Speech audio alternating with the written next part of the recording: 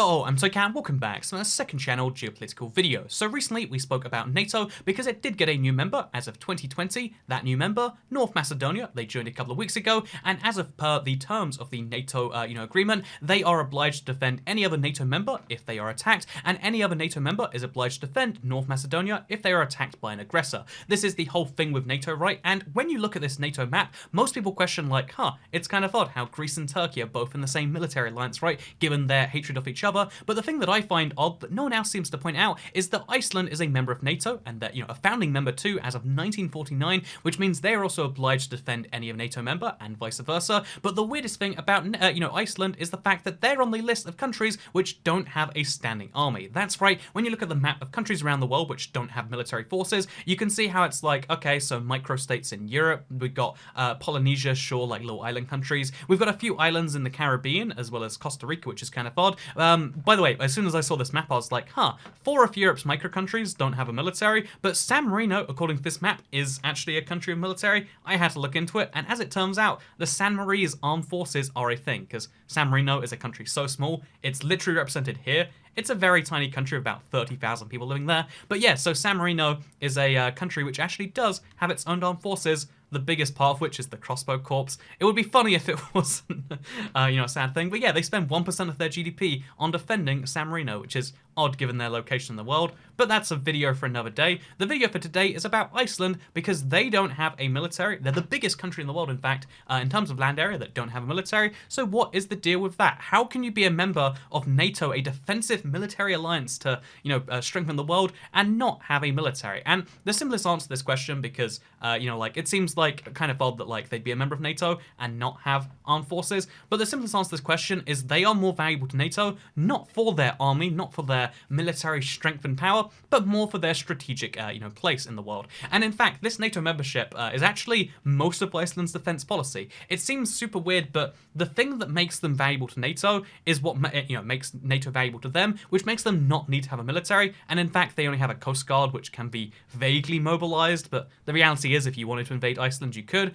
if it weren't for the fact that they are in NATO. This NATO fact is actually the reason that they, the last war that Iceland was in, or war, you could say, air quotes, were the Cod Wars with the United Kingdom, one of the great powers of the world. But despite that fact, the UK and Iceland went to a little bit of a war, you could say, and just, 3 wars, in fact, the first Cod War, the second Cod War, and the third Cod War. And you know what happened in all 3 wars? Iceland won all 3 of them, and in fact, Iceland got a significant win, in all 3 cases. So it's quite interesting because while Iceland was a part of Denmark, a much larger country, Iceland and, rather Denmark and the UK had a disagreement about it. Basically, Denmark tried to, fine the British trawlers that were going past, and Britain just said, nah, actually, we'll ignore them using gunboat diplomacy, aka we have a lot of we have the biggest military in the world in terms of navy. Do you want to fight us? No, you don't. We'll ignore your laws, and that's okay. That was the strategy used by the British at the time, and it worked with a bigger country, like a bigger adversary. But despite that fact, when Iceland, a much tinier country, we're talking about a country with a population of 364,000 compared to the UK's 60 million. When Iceland goes up against the UK, they win. You can see there's this fun little Wikipedia military signifying thing. What's that? Iceland wins with their 2 large patrol vessels and 4 small patrol vessels versus the Royal Navy's destroyers, frigates, mine layers, minesweepers. Oh, there was a second one, was there, which involved a lot of EU states. What's that? Did Iceland win this one as well against the frigates, the destroyers? But the third one, surely, nope, Iceland won this one as well against the same thing. It's hilarious if, it would be hilarious, I should say, if it weren't a real thing. But the long story short is Iceland just got to use their NATO membership and be like, hey, if you do not back off, we will withdraw from NATO. The kind of results from this whole thing were just they threatened leaving NATO, but when they threatened to leave NATO, that was enough for the US to be like, hey, you guys, you just gotta kind of let them have this thing, because it would have given, it would have obviously made a huge gap in NATO as far as sea territory goes, and that's why their territory, their space in the world, is valuable enough to win wars. If they are attacked, they will be defended. If they have an issue within NATO, they can use that strength as long as it's not the US coming knocking, and it means that the world's, the world's largest military alliance by military spending includes a member that doesn't have a military, and they don't need one because of the fact that they're in the world's largest military alliance, which is kind of weird to say, but it is where this whole situation goes. Iceland won a set of wars by just threatening to pull out of something and causing a huge gap because their territory is their asset. In fact, Iceland as a country, if you look into their economy, it mostly is, unlike modern countries, which have mostly diversified, Iceland is still very heavily based on fish, aluminium as well, by the way. But it's very heavily based in these very strange raw materials that most modern countries don't focus on. Sure, they've got a service industry, but it's not the largest part of their economy. Iceland is a country that operates very differently to the rules of normal countries. By the way, just a fun fact to talk about how small they are again, because I can't resist bringing this up in every single video, but Iceland, the country, actually had a huge trademark dispute against the supermarket in the UK, Iceland, and the supermarket in the UK is actually bigger in terms of like numbers in a lot of cases than Iceland the country. Because Iceland the country, the biggest weapon you have when you're this small is the fact that despite being so small, you know, like Iceland looks huge on a map. Yeah, it's the biggest country on a map of countries with no military forces, but in reality, Iceland is a very tiny state. Most of the Icelandic country is not usable. There is one ring road going around Iceland. The rest, you know, this mountain here, people do not live here. There is a road going through here, actually. Do you want to see the road? I want to see the road. Let's see what this road, air quotes, looks like. Because bear in mind, the ring road is the only thing that's really paved. This is the interior of Iceland. Do people live here? These people don't live here. They're on a tour, I would be willing to bet. It is beautiful in Iceland, by the way. I do have to say. Beautiful country in every level. But my point here is that Iceland is a country that is actually very small. It's just the coast of all of this.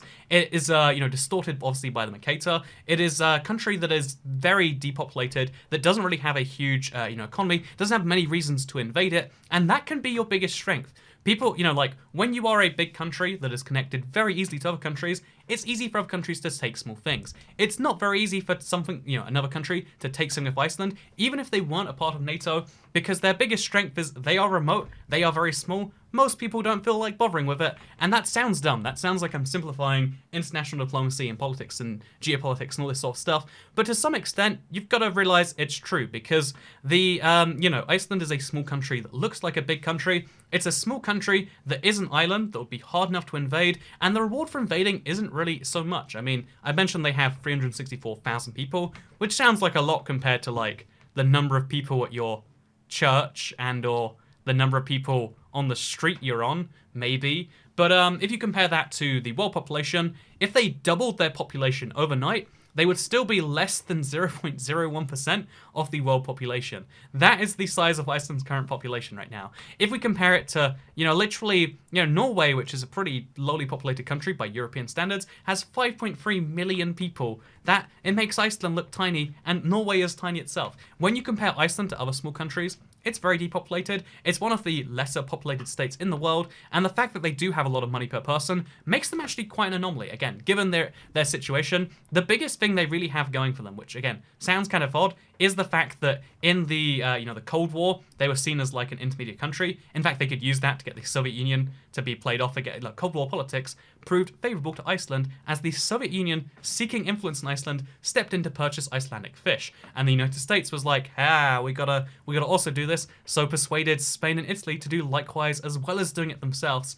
Basically, Iceland, you know, was a very poor country for a very long time. It was poor and it was small, and then they managed to leverage that and their perfect position, geographically speaking, into a place where actually, you know, they're not, you know, they use the fish, they sell that, which is great. That's still a thing that keeps the country going. But also their influence, their middle position between Europe and America. I'd argue it's not really in between, but like they like to pretend they're midway in between, and they make a good sales pitch because, like, you know, if you're going from Paris to LA, you're almost past Iceland anyway. Why not just pass it, make a little stopover? That's their tourism industry, also booming. Basically, Iceland is a country that has monetized sovereignty. This is a point I've like had in my head forever, that being a sovereign state is a really powerful thing because no matter the size, you are one sovereign unit. They are one UN member state. They are 1/30th of NATO. If they leave NATO, it is a big blow, despite the fact that in terms of the military loss to NATO, it's not so huge, but it seems much bigger because of the fact that everyone sees the world through the lens of one country as one country, and that is why Iceland is super large. Do they need a military? It seems as though not. I mean, again, must I point you to the Cod Wars again? Must I show you the UK and West Germany being destroyed by Iceland in a series of Again, realistically, there were just some shots fired. No one actually died for the most part. But, you know, is that a thing that you want? Iceland officials threaten to withdraw Iceland's membership of NATO and expel US forces. You know, that is enough for a country to kind of function, I guess, is what I'm saying right here. And just as a last little note here, because Iceland has a GDP of $24 billion, which sounds like a lot compared to the amount of money you make in a year. if there's any billionaires watching, you know, become a member. That's a feature we've enabled recently. But if you look at the you know, just down there, you support the channel monthly, and it's nothing compared to your billions. But compared to you, 24 billion's a lot. Compared to literally, you know, like even the subdivision of other countries. Here are other countries' subdivisions. So California is obviously worth $3 trillion, so 3,000 billion dollars GDP as opposed to 24. And that's, you know, California's kind of big. It's obviously the 5th largest economy. So let's scroll down the list. Let's look at Guangxi. They've got a GDP of 308 you know, billion, meaning Guangxi, a province in China you probably haven't heard of, has a GDP 15 times the size of Iceland. But it's like, okay, we're being unfair. Let's scroll all the way down here. Lazio in Italy. Do you know, even though Italy's a pretty big country, I didn't know Lazio the province, or Lazio?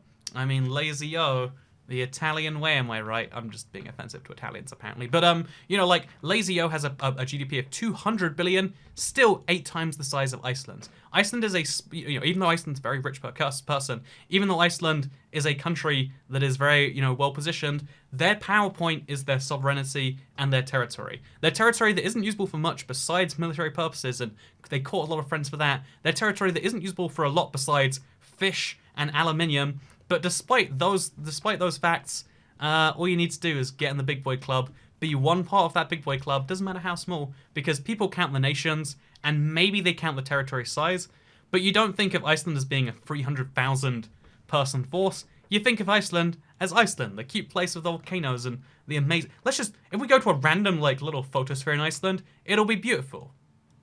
Had to pick the one that wasn't beautiful, didn't I? There's just a random table in the middle of a big... Oh, this is nice, I guess. If you pick a random place in Iceland and you don't have bad luck, it'll be beautiful. Look at this right here. As you can see... Oh, wait, actually, it actually is beautiful. It's like a little stream thing. Iceland is a beautiful country. The world sees them as beautiful. And the truth is, how the world sees you, your relation to the world, and how you use your country slot, because every country has a slot in the world, is really more important. And that's why Iceland is a member of NATO that doesn't have a military. There's a billion other things I want to talk about in this video that I feel like don't relate to it. But you know what? We're 12 minutes in, and these Geography of 2-Cap videos, they end up going for like 15 usually. So I've got 2 minutes to just kind of BS if I want to. I could stop here, we could call it short, but instead, did you know Iceland's it's a pretty big island. It's like a weird offshoot of Norway, which was a part of Denmark when Denmark owned Norway's possessions. So it was most recently a part of Denmark, and it was kind of like the weird offshoot island as part of Denmark, like how Greenland and the Faroe Islands are today.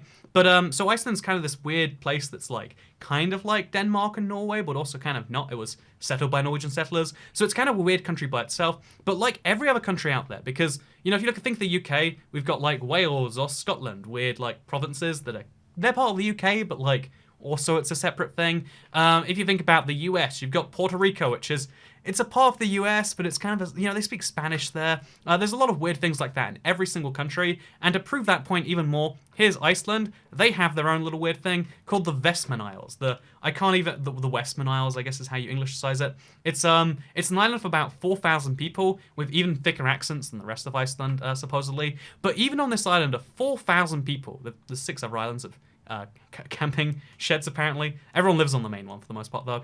But even on this tiny little island, what I'm trying to say is that on this island that has 4,000 people, it's remote, it's separated, it's weird in so many ways, and the mainland to see is like, ooh, that weird foreign super rural place. Even here, there is a Chinese takeaway called Canton. It's rated 4.7 stars. I'd love to go sometime.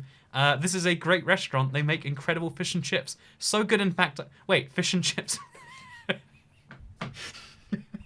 Is this? I mean, I need to go to this one little. Okay, as soon as this whole thing's over, I'm going to the Westman Isles for some fish and chips at this Chinese restaurant because they sound pretty good. Even at this random little place, there is an Italian restaurant. You know, there's pizza. There's you know, a Chinese place. There's There's like a pub, of course, because you gotta go to drink. There are, you know, like there are things that you just find everywhere in the world, no matter how remote, no matter how far away, because the world is so interconnected. And I guess my point here is that, like, hey, did you know countries need to get along with each other? And part of the reason is to keep stuff like this happening. I mean, like, think about the logistics of setting up a Chinese restaurant on an island off the coast of one of the more remote countries in the world that gets everything by boat anyway, but then you have to take it from that area, put it on another boat, get it here. Think about the logistics of that, because I can't. But what I do know is this is a fascinating place, and you know we need to go Google Maps around it. Let's see if we can see this Chinese place, because I am excited for that. Oh, here we go. Yeah, we're gonna enjoy this place that has blocked its door with a giant puffin bird, it seems. And but yeah, like my point is that the world is very connected, and this Chinese restaurant that serves the best fish and chips on the Western Isles. This is the proof that all of you need. Thank you for watching. This video turned into a rant about globalism, apparently. And it's kind of a good thing if you're Iceland. The smaller a country you are, the more you can benefit from the interconnectedness of countries. And the bigger a country you are, the more you can benefit from the disconnectedness of countries. Oh, that's the end of the video. It's the end of the video. So thank you very much for watching. I hope you all enjoyed it. And if there's one fact you leave this video with, just remember that apparently, wait, wrong list. Just remember that Kentucky and Alabama are 20 times, or about 8 to 10 times the size, the GDP of that of Iceland. Isn't that beautiful? Or the opposite. You know what's really beautiful is that fish and chips I'm going to eat in Iceland, I reckon. Anyway, goodbye.